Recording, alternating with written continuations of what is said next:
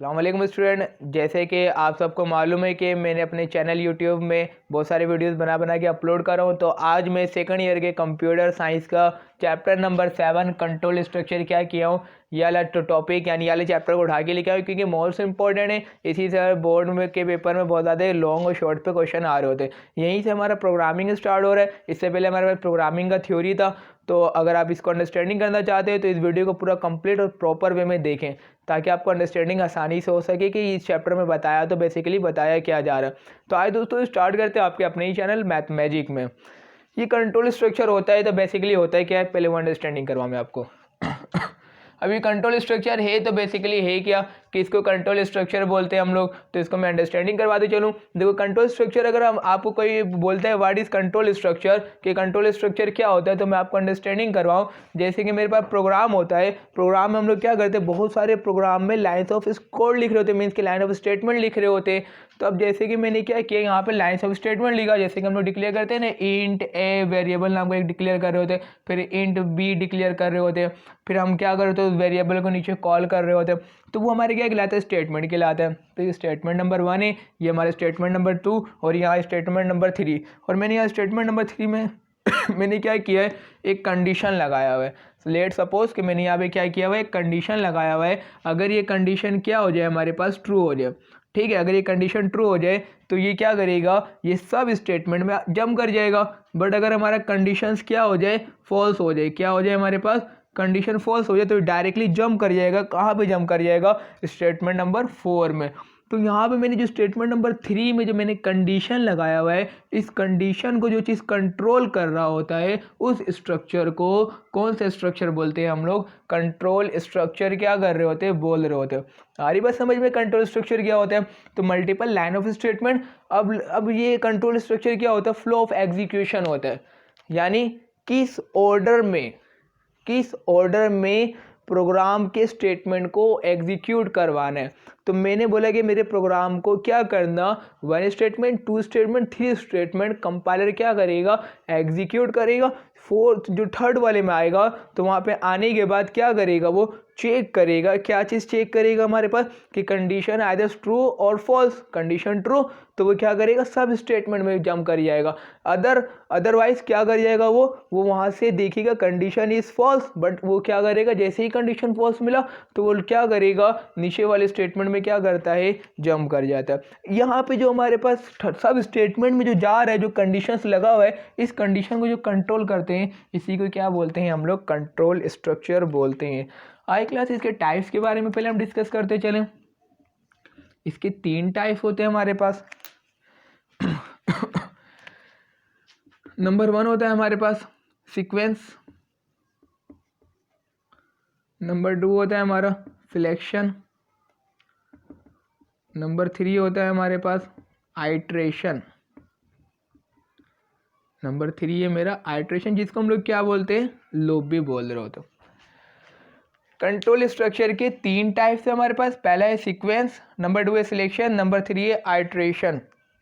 Iteration हमारा next chapter है, अभी भी हम थोड़ा बहुत इसके बारे में मैं आपको अंडरस्टैंडिंग कराऊंगा। अगर क्लास आपसे कोई पूछता है व्हाट इज सीक्वेंस स्ट्रक्चर, यानी कंट्रोल स्ट्रक्चर के 3 सब टाइप्स है। नंबर 1 है सीक्वेंस, नंबर 2 है सिलेक्शन, नंबर 3 क्या है हमारे पास, आइट्रेशन। अगर क्लास आपसे कोई पूछता है, मीन्स के गाइस आपसे कोई पूछता है कि व्हाट इज सीक्वेंस स्ट्रक्चर, तो आपको अंडरस्टैंडिंग करवाना है जो फ्लो ऑफ एग्जीक्यूशन है। मैंने लिखा है ना, बहुत सारे प्रोग्राम के स्टेटमेंट लिखा हुआ है। अगर वो स्टेटमेंट को 1 बाय 1 कंपाइलर क्या कर रहा है, एग्जीक्यूट कर रहा है, यानी टॉप से लेके बॉटम तक 1 बाय 1 लाइन स्टेटमेंट को वो एग्जीक्यूट करते हुए टॉप से बॉटम की तरफ आ रहा है, तो उस स्ट्रक्चर को कौन सा स्ट्रक्चर बोला जाता है, सीक्वेंस स्ट्रक्चर बोला जाता है। सीक्वेंस स्ट्रक्चर अगेन दोबारा रिपीट करते चलूँ मैं। सीक्वेंस स्ट्रक्चर किसको बोलेंगे, सीक्वेंस स्ट्रक्चर उस स्ट्रक्चर को बोलेंगे जो स्ट्रक्चर का प्रोग्राम क्या हो, स्टेटमेंट क्या हो, 1 बाय 1 एग्जीक्यूट किया जाए। जैसे कि मेरे पास यहाँ पर है, यहाँ पे क्या हो, ये वाले स्टेटमेंट को एग्जीक्यूट किया, फिर इसको यहीं पे प्रोग्राम अगर खत्म हो जाता, 1 बाय 1 एग्जीक्यूट कर रहे हैं, तो इस स्ट्रक्चर को क्या बोलेंगे हम लोग, सीक्वेंस स्ट्रक्चर बोलेंगे।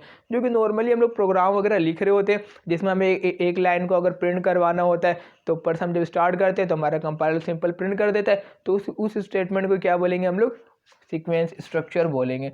अब सिलेक्शन क्या होगा, देखो इसके नाम से ही समझ में आ रहा है, सिलेक्ट करेगा। ये क्या करेगा हमारे पास, सिलेक्ट। इसकी मैं अंडरस्टैंडिंग 2-3 रियल वर्ल्ड से एग्जाम्पल से कॉन्सेप्ट क्लियर करूँ। मैंने क्या कि एक अपने स्टूडेंट को बुलाया कि मार्केट में जाओ और मार्कर लेकर आओ। मेरे स्टूडेंट ने पूछा सर कौन सा मार्कर लेके आना है। मैंने कहा कि मरकरी का मार्कर लेकर आना है। वो बोला कि सर अगर मरकरी ना हो तो फिर क्या करेंगे। मैंने बोला डॉलर का ले लेना। अब मैंने यहाँ पे सिलेक्शन किया, जो मार्केट में सिर्फ 2 ही कंपनी का मार्कर है, बहुत सारी कंपनी का मार्कर है, लेकिन मैंने सिलेक्शन कर ली कि या तो मरकरी लेकर आना या तो डॉलर, वरना तो कोई ले आने की ज़रूरत नहीं है। तो मैंने यहाँ पे क्या किया, मैंने प्रोग्राम किया। क्या प्रोग्राम किया बैकएंड में, मैंने सिलेक्शन यानी सिलेक्शन स्ट्रक्चर प्रोग्राम किया। क्या प्रोग्राम किया, अपने स्टूडेंट को बोला कि मार्केट में जाओ, पहले प्रायोरिटी किसको देना, मरकरी को देना, फिर देन किसको देना, डॉलर को देना। वो जाके मार्केट में सर्च करेगा, बोलेगा मरकरी का मार्कर है, नहीं तो डॉलर का मार्कर लेकर आ जाएगा। क्लियर, यानी कुछ ना कुछ वो लेकर ही आएगा। ठीक है, तो यहाँ पे मैंने सिलेक्शन किया कि भाई मुझे कौन सा मार्कर चाहिए। इसी तरीके से आप लोग गेम भी खेलते। गेम में क्या होता है हमारे पास, गेम में हमारे पास एक पेज होता है ना, इसमें बहुत सारे हमारे पास क्या होते हैं, नंबर्स होते हैं 1 2। अगर आप वन वाले सिलेक्शन को वन वाले ऑप्शन को क्या करते हो, सिलेक्ट करते हो। 1 वाले ऑप्शन को क्या किया आपने, सिलेक्ट किया, तो आपको क्या करते हैं, एक पेज ओपन करके दे देता है कि यहाँ पे ये चीज़ नजर आता है। लेकिन जैसे आप 1 वाले के बाद 2 वाले को ओपन करते हो, जो 1 वाले को पेज 1 वाले क्लिक करने पे, 1 वाला सिलेक्ट करने पे जो पेज आया था वो 2 वाले पे आता नहीं है। वाई, क्यों, रीज़न वाज डेड। रीज़न ये है क्योंकि वहाँ पे सिलेक्शन स्ट्रक्चर लगा हुआ है कि अगर 1 वाले क्लिक करे तो ये चीज़ दिखाना, अगर 1 वाले क्लिक ना करे तो ये चीज़ दिखाना। एक और एग्जाम्पल से कॉन्सेप्ट क्लियर करूँ, यहाँ पे भी सिलेक्शन स्ट्रक्चर लगा हुआ है। सर कैसे, जैसे कि आप लोग क्या करते हो, कभी ये अपने कॉल सेंटर वगैरह में मोबाइल से कॉल किए हो, आपको बोलते हैं कि अगर आपको दूसरे मुल्क के लोगों से यानी आउट ऑफ कंट्री बात करनी है तो 1 का ऑप्शन क्या करे, प्रेस करे। अगर आपको ये नाइट टू नाइट बात करनी है तो 2 वाला ऑप्शन क्या करे, सिलेक्ट करे। तो यहाँ पे भी कौन सा स्ट्रक्चर लगा हुआ है, सिलेक्शन स्ट्रक्चर लगा हुआ है। तो अगर आप 2 प्रेस करोगे तो आपको वाला कमांड क्या हो जाएगा, ऑपरेट हो जाएगा। 3 प्रेस करोगे तो ये वाला, यानी पीछे क्या लगा, बैकएंड में सिलेक्शन स्ट्रक्चर लगा हुआ है। तो सिलेक्शन स्ट्रक्चर क्या होता है बेसिकली, जिसको हम सिलेक्ट कर रहे होते हैं, तो वही हमारे क्या बन जाता है, सिलेक्शन स्ट्रक्चर बन जाता है। एक और इसकी एग्जाम्पल आप ले लो रियल वर्ल्ड की। तो इतनी सारी एग्जाम्पल बताने का मकसद ये है कि आपका कॉन्सेप्ट बेहतरीन तरीके से क्या हो जाए, क्लियर हो जाए। क्योंकि ये चैप्टर जो है ना पूरा टोटली डिपेंड करता है, किसके ऊपर डिपेंड करता है, सिलेक्शन स्ट्रक्चर के ऊपर। जब भी मैं आपको इतना डीपली क्या कर रहा हूँ, अंडरस्टैंडिंग करा रहा हूँ। एक और रियल वर्ल्ड एग्जाम्पल ले लो। अब जैसे हमारे पास FB होता है ना, FB आपने क्या किया, लॉगिन किया, आपने मजे से चलाया, तब लॉग आउट कर दिया। लॉग आउट करने के बाद जब दोबारा लॉगिन करते हो 2 चीज़ मांगता है आपसे, एक यूज़र आईडी मांगता है, देन आपसे क्या मांग रहा होता है, पासवर्ड मांग रहा होता है। आपने उसको क्या किया, यूज़र आईडी और पासवर्ड ट्रू दिया, मतलब कि सही डाला, तो आपको क्या करेगा, वो जंप करवा देगा एक पेज पे जो कि आपको प्रोफाइल पेज होगा, आपको नजर आने लगेगा। बट अगर यहाँ पीछे क्या लगा हुआ है, इसके पीछे भी क्या लगा हुआ है, सिलेक्शन स्ट्रक्चर लगा हुआ है कि अगर कंडीशन ट्रू हो तो इसको मूव करवा देना, जंप करवा देना। वाई, कहाँ पे जंप करवा देना, वेयर, कहाँ पे जंप करवा देना। तो उसने बताया कि भाई इसको क्या करना है, इसका प्रोफाइल पेज दिखा देना। अगर कंडीशन क्या हो, फॉल्स हो जाए, अगर कंडीशन हमारे क्या हो जाए, फॉल्स हो जाए, तो इसको मूव करवा देना। कहाँ पे मूव करवा देना, तो उसने पूछा कि भाई कहाँ मूव करवाना है, तो इसको मूव करवा देना फॉरगॉट पासवर्ड पे। ऐसा होता है, नहीं होता। तो बैकएंड में लगा हुआ है, वहाँ पे कौन सा स्ट्रक्चर लगा हुआ है, सिलेक्शन स्ट्रक्चर लगा हुआ है। अगर अब भी आपको कोई कन्फ्यूजन हो तो मुझे कमेंट करें। अब अगला है हमारे पास आइट्रेशन लूप, जो कि हमारे क्या है, नेक्स्ट चैप्टर नंबर 8 पूरा का पूरा आइट्रेशन में बनाया गया है। हम इसको भी क्या करेंगे, अंडरस्टैंडिंग करवाऊंगा, मैं पूरा का पूरा वीडियो बना के अपलोड करूंगा। तो अभी स्टार्ट करते, थोड़ा बहुत अंडरस्टैंडिंग कराता हूँ आइट्रेशन क्या होता है। देखो मेरे को क्या करना है, एक स्टेटमेंट है प्रिंट का, क्लियर है, मुझे इसको एग्जीक्यूट करना है, कोई मसला वाली बात नहीं, कर देगा वो मेरा कंपाइलर क्या करेगा, एग्जीक्यूट कर देगा। लेकिन वही प्रिंट वाले स्टेटमेंट को मुझे 100 मरतबा प्रिंट करवाना है, तो मैं 100 मरतबा लिखूंगा नहीं, मैं क्या करूंगा, यहाँ पे एक स्ट्रक्चर लगाऊंगा। उस स्ट्रक्चर का क्या नाम होगा, लूप स्ट्रक्चर, मीन्स क्या आइट्रेशन में लगाऊंगा। Line of statement 1 he right करूंगा, लेकिन मैं यहाँ पे क्या कर दूंगा, लूप का कंडीशन लगा दूंगा कि इस लाइन ऑफ स्टेटमेंट को 100 मरतबा क्या करना है, प्रिंट करना है। तो वो आएगा, कंडीशन चेक करेगा, condition true print, condition true print. तो मेरे को क्या होगा, लाइन ऑफ स्टेटमेंट बार बार लिखने नहीं पड़ेगा, और एक ही में मेरा वही लाइन ऑफ स्टेटमेंट क्या हो जाएगा, प्रिंट हो जाएगा। तो इसको क्या बोलते हैं, लूप स्ट्रक्चर बोला जाता है। क्लियर है, बात आई समझ में।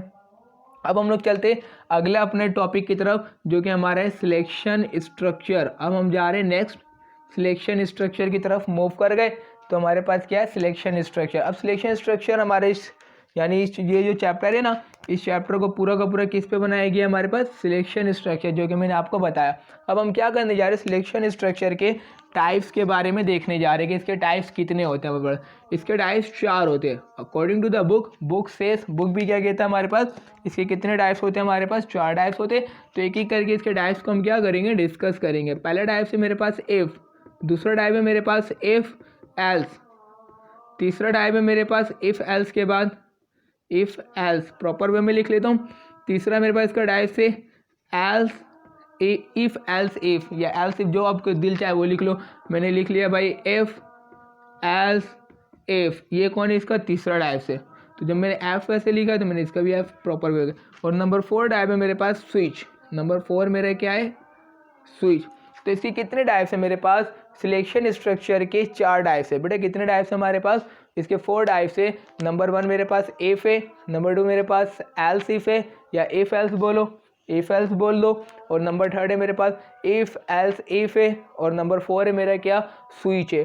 तो स्टार्ट करते एक एक करके इसके टाइप्स के बारे में। सिलेक्शन स्ट्रक्चर मैंने समझा दिया, अब हम लोग किस पे जंप कर गए, इसके टाइप्स की तरफ जंप कर गए। तो पहला मैं इसके स्ट्रक्चर पहला मैं इसका क्या करता हूँ, इसकी कॉपी करवाता हूँ, जो कि मेरा पहला मेरे पास है सिंपल इफ। सिंपल इफ के बारे में हम लोग क्या करेंगे, डिस्कस करेंगे। सिंपल इफ, अब ये सिंपल इफ क्या होता है, पहले इसको कॉन्सेप्ट क्लियर करूँ, फिर इफ एल्स की तरफ जंप करूँगा, फिर आगे मूव करूँगा। देखो इफ का सिर्फ कंडीशन क्या होता है, अगर कंडीशन ट्रू हो, कंडीशन क्या हो, अगर हमारे पास कंडीशन ट्रू है तो फिर ये क्या करेगा, उस स्टेटमेंट को प्रिंट करवाएगा। एल्स और इसके अलावा कुछ काम करने वाला नहीं है। अगर हमारे को कंडीशन ट्रू नहीं मिलता, लेट सपोज को कंडीशन ट्रू नहीं मिलता है, तो ये प्रोग्राम को एग्जीक्यूट करके कुछ रिजल्ट लाने वाला नहीं है। इसकी एग्जाम्पल से मैं आपको कॉन्सेप्ट क्लियर करूं। देखो मैंने कहा अपने स्टूडेंट को, बेटा देखो आज के टॉपिक में हम अगर इफ देख रहे हैं ना, तो लास्ट टॉपिक हमारे क्या स्विच है, तुम लोग पहले ही से पढ़ कर आना। तो मेरे स्टूडेंट ने कहा सर हम कहाँ से पढ़ेंगे, तो मैंने उनको एडवाइस किया कि बेटा गूगल से पढ़ लेना। कहाँ से पढ़ लेना, तो सारे के सारे जंप कर गए, कहाँ पे जंप कर गए, गूगल की तरफ जंप कर गए। जब वो गूगल पे गए तो बहुत सारे मेरे स्टूडेंट थे, वो लोग गए कहाँ पे, गूगल की तरफ। अब गूगल पे अगर जिसको मिलेगा वो पढ़कर आ जाएगा, अब जिसको नहीं मिलेगा तो एल्स करना गया है फॉल्स। अगर कंडीशन ये फॉल्स या ट्रू, अगर गूगल पे नहीं मिलता तो कंडीशन फॉल्स हो गया, तो फिर सर करना क्या है, इसके अल्टरनेटिव मैंने तो उनको बताया ही नहीं है। तो वो क्या करेंगे, वो फिर अगेन मेरे पास आ जाएंगे। एक और इसकी एग्जाम्पल, अब मेरे पास एक स्टूडेंट है, मैंने बोला बेटा जाके मार्केट से शूज़ लिया। उसने बोला सर कौन सा लेके आना, मैंने बोला नाइक कंपनी का लिया आना। वो गया मार्केट में जाके सर्चिंग करेगा।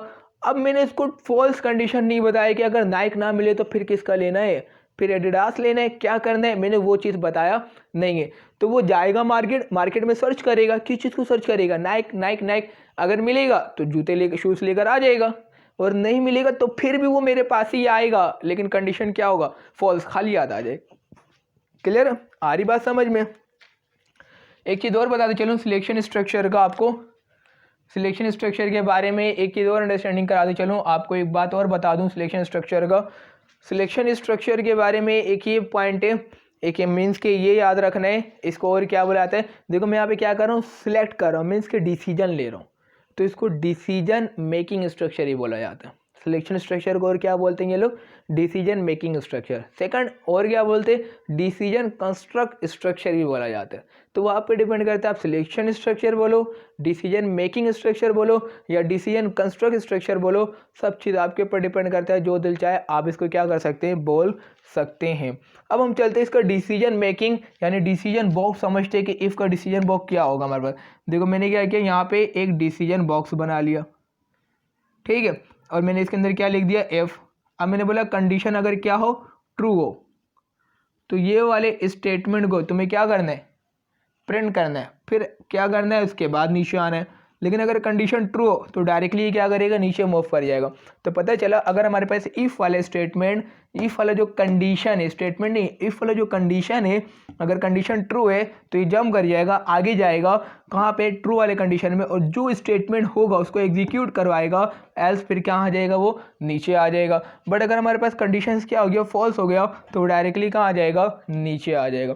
अब मैं इसके सिंटेक्स आपको अंडरस्टैंडिंग करवाऊँ कि सिंपल इफ़ का सिंटेक्स बेसिकली होता है तो क्या होता है, इसके सिंटेक्स के बारे में हम क्या करते हैं, डिस्कस करते हैं।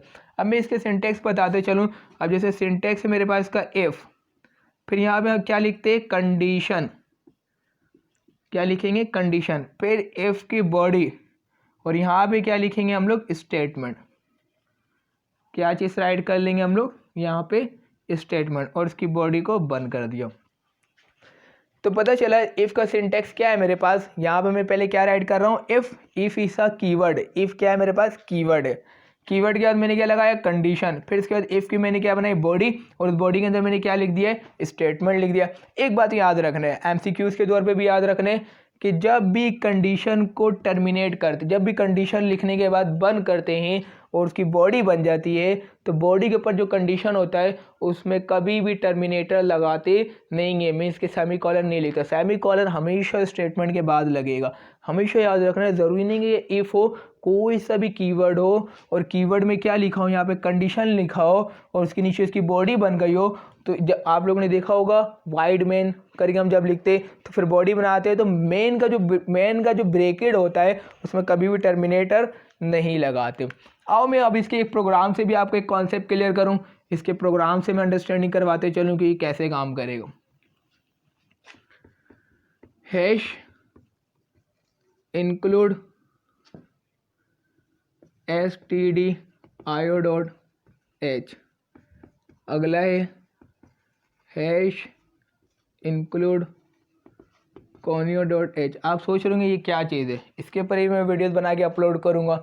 ये std मतलब होता है स्टैंडर्ड, io मतलब होता है input output header file, con मतलब कॉनियो इनपुट आउटपुट, और ये हेडर फाइल। अब बॉडी बनाएंगे, सी लैंग्वेज हमारा, तो मैंने क्या लिख लिया, वाइड मैन, फिर यहाँ पे इसकी बॉडी। मैंने क्या किया, एक डेटा टाइप डिक्लेयर किया है इंट नाम का, और एक वेरिएबल क्या कर दिया, डिक्लेयर करवा दिया। यूज़र को मैंने कहा कि भाई प्रिंट एफ करो, इंटर अ नंबर, ठीक है। फिर मैंने क्या किया, स्कैन एफ के through scan F person D and person, और ये वाला एक्स जो ऊपर डिक्लेयर किया था, ये एंड पर्सन क्या है, अंडरस्टैंडिंग करवाते चलूँ। इसको बोलते हैं एंड पर्सन। देखो एंड पर्सन होता है क्या, बेसिकली जैसे कि अभी इसको भी आगे कंटिन्यू करवाता हूँ। अब मैंने क्या किया, इफ़ के बाद यहाँ कंडीशन लगाऊंगा, ठीक है, कंडीशन चेक करूँगा, एक्स ग्रेटर देन 0, तो बॉडी बनेगा, तो यहाँ पे मैं टर्मिनेटर नहीं लगाऊंगा। अगर कंडीशन क्या हो, ट्रू हो, जो यूज़र वैल्यू दे एक्स की और कंडीशन ट्रू हो जाए, तो मेरा स्टेटमेंट जो प्रिंट एफ वाले स्टेटमेंट है उसको क्या करो, प्रिंट एफ वाले स्टेटमेंट को राइट कर दो, बता दो नम इज़ पॉजिटिव, ठीक है। और अगर कंडीशन फॉल्स ट्रू ना हो तो इसको कुछ करने की ज़रूरत एल्स में जाने की, क्योंकि मैंने तो बताया ही नहीं है कि करना क्या है। तो बोला प्रोग्राम फिनिश या तो प्रोग्राम एंड, और ये वाली एक बॉडी जो मैन की बॉडी है, ठीक है। अंडरस्टैंडिंग करवा दूं मैं आपको, ये वाला बॉडी मैन का बॉडी है और ये वाला बॉडी इफ़ का बॉडी है, ठीक है। दो बॉडी हमारे पास बना। अब मैं अंडरस्टैंडिंग करवाऊँ थोड़ा बहुत और इसके बारे में। ये सब तो ये एक वेरिएबल है, ये क्या पर्सन एक्स क्या है मेरे पास, एंड पर्सन एक्स क्या है। देखो ये क्या है, जैसे ही यूज़र को मैंने बोला इंट एक्स, यूज़र ने पढ़ा इंटर नंबर, जैसे ही यूज़र यानी क्लाइंट हमारे क्या करेगा, एक एक्स के अंदर जब जैसे ही वैल्यू देगा तो कंपाइलर क्या करता है, हमारा कंपाइलर यहाँ पे यही बना देता हूँ, हमारा कंपाइलर क्या करेगा, एक्स नाम का एक वेरिएबल बना लेगा, ठीक है। ये जैसे मेरा कंपाइलर है, ये क्या करेगा, एक्स नाम का एक वेरिएबल बना लेगा, ठीक है। और एक्स नाम का जैसे ही वेरिएबल बनाया तो अब वो क्या करेगा, अब जैसे ही यूज़र ने कोई वैल्यू दिया, अभी इसके अंदर कौन सी वैल्यू, गार्बेज वैल्यू, कौन सी वैल्यू है, गार्बेज वैल्यू। जैसे ही यूज़र ने एक वैल्यू दिया एक्स के अंदर, जैसे ही वैल्यू स्टोर करवाया 2, तो इसका एड्रेस भी क्या करेगा, एलोकेट कर देगा 0010। यही एंड पर्सन क्या करता है, बताता है कि एक्स का एड्रेस क्या है 0010। जैसे ही यूज़र ने एक्स का वैल्यू दिया वो इस वाले कंटेनर में ले जाके क्या करता है, स्टोर करवा देता है। अब फिर यहाँ पे जब x आएगा तो x की वैल्यू कहाँ से लेकर आएगा, इसी कंटेनर से कंपाइलर लेकर आएगा और चेक करेगा कंडीशन आइदर ट्रू या फॉल्स। तो कंडीशन जैसे ही ट्रू तो ये क्या करेगा, ये बॉडी के अंदर इंटर हो जाएगा और बॉडी के अंदर इंटर होने के बाद नंबर इज पॉजिटिव क्या करवा देगा, प्रिंट करवा देगा। अब ये प्रिंट एफ ये वाला जो है ना, ये एल्स का नहीं लगाया कि कंडीशन फॉल्स हो, तो इसमें ये क्या बता रहा हूँ, ये मेन बॉडी का है स्टेटमेंट। ये किसका स्टेटमेंट मैंने राइट किया हुआ है, मेन बॉडी का स्टेटमेंट राइट किया हुआ है। अगर कंडीशन ट्रू होता है पहले वाले लाइन ऑफ एग्जीक्यूट को इस चीज़ को प्रिंट करवाएगा, फिर साथ साथ इसको भी करवाएगा। और अगर कंडीशन फॉल्स होता है, लेट सपोज इसकी वैल्यू क्या दे देता है यूज़र, -3 यहाँ पे आएगा कंडीशन फॉल्स, तो बॉडी के अंदर अब इंटर नहीं होगा, डायरेक्टली इफ क्या करेगा, ये वाले लाइन ऑफ स्टेटमेंट में ले आएगा कि प्रोग्राम क्या हो गया है, एंड मीन्स के प्रोग्राम क्या हो चुका है आपका, फिनिश हो गया, प्रोग्राम आपका क्या हो गया है, ख़त्म हो गया। तो ये वाला जो लाइन ऑफ स्टेटमेंट है हमारे पास, ये किसका है, मेन बॉडी का, ताकि यूज़र को पता चल सके कि यहाँ पे प्रोग्राम रन तो हो रहा है, लेकिन मैंने कंडीशन क्या किया हुआ है, सिर्फ और सिर्फ इफ़ का कंडीशन, ये एक कंडीशन लगा हुआ है, सिर्फ ट्रू होगा तो स्टेटमेंट प्रिंट होगा, एल्स वरना तो स्टेटमेंट प्रिंट होने वाला नहीं है। अब यहाँ से MCQs आता है 2 NTS के पेपर में, आपको मैं 2-3 MCQs यहाँ से बताते चलूँ। पहला MCQs हमारे पास ये आता है कि अगर NTS के पेपर में जो हमारा होगा तो इसमें MCQs आता है आपके पास, अगर हमारे पास इफ़ या कोई भी एक कीवर्ड हो और अंदर स्टेटमेंट एक लिखा हो, कितने नंबर पर स्टेटमेंट लिखा हो, एक स्टेटमेंट लिखा हो, तो कर्ली ब्रेसेस लगाना नेसेसरी है या नहीं। तो याद रखना है कि अगर इफ़ कीवर्ड है, कौन सा कीवर्ड है, इफ़ या कोई सा भी कीवर्ड है, अगर स्टेटमेंट एक है, कितने स्टेटमेंट है हमारे पास, एक स्टेटमेंट है, तो आपके ऊपर ऑप्शन है कि आप लगाओ या ना लगाओ, कोई मसले वाली बात नहीं है। बट अगर हमारे पास एक से ज़्यादा स्टेटमेंट हो, अब क्या कह रहे हैं, एक से ज़्यादा स्टेटमेंट हो, तो अब कर्ली ब्रेसेस नेसेसरी है या नहीं। तो यहाँ पे नेसेसरी है, why, reason was dead, reason ये है कि पता ही नहीं चलेगा कंपाइलर को कि ये वाला स्टेटमेंट ये इफ़ के बॉडी का है या किसी और बॉडी का है, तो वो क्या कर देगा, एरर जनरेट कर देगा। ठीक है, तो पता चला यहाँ से एक MCQs तैयार किया कि जब हमारे पास एक से ज़्यादा स्टेटमेंट हो तो कर्ली ब्रेसेस लाजमी नेसेसरी है, और एल्स अगर नहीं है यानी एक स्टेटमेंट है तो फिर कोई ज़रूरी नहीं है। दूसरा MCQs आता है, जब एक से ज़्यादा स्टेटमेंट हो तो इसको क्या बोलेंगे, कंपाउंड स्टेटमेंट बोलेंगे। क्या बोलेंगे हम लोग, कंपाउंड स्टेटमेंट बोला जाता है। तीसरा MCQs तैयार होता है, MCQs ये तैयार होता है तीसरा यहाँ से कि मेमोरी को यानी कंपाइलर को पता कैसे चलता है कि कंडीशन ट्रू है या फॉल्स है। तो ये क्या होता है, हमारे पास क्लॉक पल्सेस के फॉर्म में इंफॉर्मेशन जाता है। किसके फॉर्म में जाता है हमारे पास, क्लॉक पल्सेस के फॉर्म में क्या करता है हमारे पास, इंफॉर्मेशन जाता है। अगर कंडीशन ट्रू होता है तो मेमोरी के पास इंफॉर्मेशन जाता है, सिग्नल जाता है, मीन्स के आइडेंटिफायर जाता है हमारे पास, आइडेंटिफिकेशन के लिए क्या जाता है हमारे पास, 1 चला जाता है। ठीक है, जिसको हम लोग इंडिकेटर कहते हैं। ठीक है, इंडिकेट करता है जाके, 1 जैसे जाता है पता चल जाता है कि कंडीशन क्या है, ट्रू है। अब 1 नहीं जा रहा तो मीन्स की कंडीशन क्या है, फॉल्स है, तो क्लॉक पल्सेस। तो पता चला तीसरा MCQs यहाँ से, अगर अगर हमारे पास मेमोरी के पास कैसे पता चलता है, तो क्लॉक पल्सेस के फॉर्म में। सही, क्लॉक पल्सेस मतलब या तो 1 या तो 0, या तो 1 जाएगा तो कंडीशन ट्रू, 0 जाएगा तो कंडीशन फॉल्स। ठीक है, तो आज के फिलहाल तो इस वीडियो में मैंने इतने ही स्टॉप कर दिया। अगले इंशाल्लाह बहुत जल्द वीडियो लेके आऊँगा जिसमें इसके सिलेक्शन स्ट्रक्चर के मज़ीद टाइप्स के बारे में क्या करेंगे, डिस्कस करेंगे, क्योंकि अगर मैं सारी इसी में बनाऊँगा तो बहुत बड़ी वीडियो बन जाएगी। तो ये भी हमारे एक बहुत बड़ा टॉपिक है जिसको हम इंशाल्लाह नेक्स्ट वीडियो में क्या करेंगे, अपलोड करेंगे। आप सबके वीडियो देखने का बहुत बहुत शुक्रिया। अल्लाह हाफिज़।